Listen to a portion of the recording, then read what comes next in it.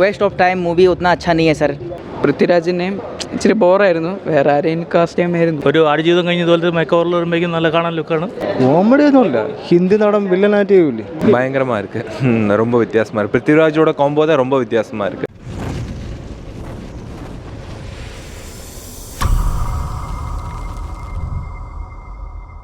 Super hit movie, acting अच्छा picture अच्छा है. ரொம்ப நல்லா இருக்கு.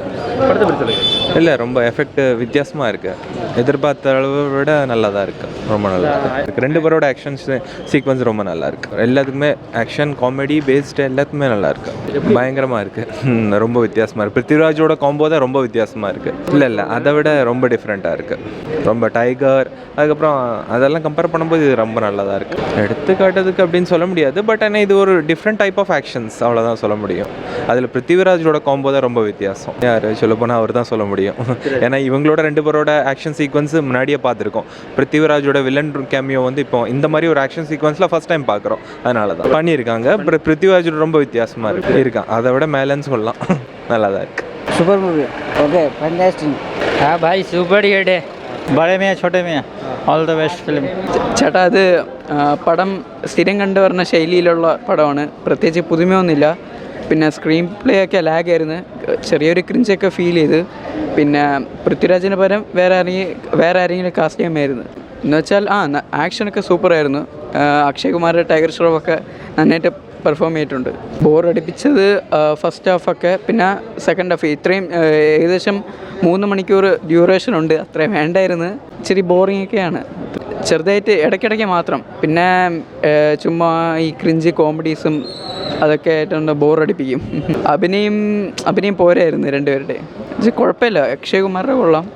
പൃഥ്വിരാജിനെയും ഇച്ചിരി ബോറായിരുന്നു, വേറെ ആരെയും കാസ്റ്റ് ചെയ്യാമായിരുന്നു. ഇല്ല അങ്ങനെയല്ല, പക്ഷേ ഈ ചിലപ്പോൾ ഈ കോമഡി ആയിട്ട് തോന്നും.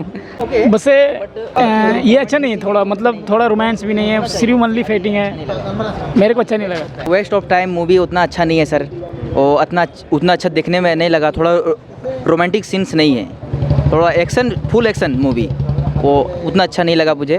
और थोड़ा और भी कमियां हैं इसमें, थोड़ा और अच्छा करना था, और उतना अच्छा नहीं लगा.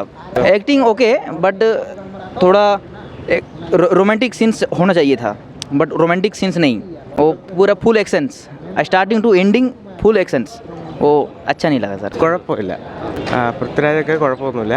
ടൈഗർ ഷ്രോഫ് കുറച്ച് നന്നായിട്ടുണ്ട്. പൃഥ്വിരാജ് ആക്ഷൻ വൈസ് അല്ല, അതൊരു സയൻറ്റിസ്റ്റ് റോളാണ്, അപ്പം വില്ലൻ എന്നുള്ള രീതിയിലുള്ളതേ ഉള്ളൂ. കുഴപ്പമില്ല, ആവറേജ്, ഒന്നുമില്ല, അതൊന്നുമില്ല, അതിനൊന്നുള്ളതൊന്നുമില്ല. കൊള്ളാം, നല്ല പടം. ഓവറോൾ എന്ന് പറഞ്ഞാൽ ഒരു ഹിന്ദി ആക്ഷൻ പടം, ഒരു സെറ്റപ്പിലാണ്. ഇന്ത്യൻ ആർമിയുടെ സെറ്റപ്പ് കൊള്ളാം, നന്നായിട്ട് എടുത്തിട്ടുണ്ട്. രാജ്യവും കൊള്ളാം, സെറ്റപ്പായിട്ടുണ്ട്. ഒരു ആടുജീവിതം കഴിഞ്ഞ ഇതുപോലത്തെ മേക്കോവറിൽ വരുമ്പോഴേക്കും നല്ല കാണാൻ ലുക്കാണ്, സെറ്റപ്പായിട്ടുണ്ട്. പടം അടിപൊളി പടം, സ്ഫോടനങ്ങളോടുകൂടെയുള്ള പടം. വേണ പട്ടാളത്തുകാരുടെ സിനിമയാണ്, ഒരു രക്ഷയില്ല. കോമഡി ഒന്നുമില്ല, ഹിന്ദി നടൻ വില്ലനായിട്ട് ചെയ്യൂലേ, ഹിന്ദി നടന്മാർ വില്ലനാണ്, അതുപോലെ തന്നെ ചെയ്തിട്ടുള്ളത്. അമറക്ക് ഒരു ഗംഭീരമായിട്ടുള്ള ശക്തമായിട്ടുള്ള ഒരു കഥാപാത്രം. मूवी अच्छा है, हाँ सुपर मूवी है. हाँ एक्शन ज़्यादा है, अच्छा है, एक्टिंग अच्छा है. विलेन का नाम मालूम है, न्यू विलेन है, अच्छा है. विलेन सुपर है, अच्छा है. एक्टिंग ज़्यादा है, एक्शन ज़्यादा, एक्शन अच्छा है, सुपर है.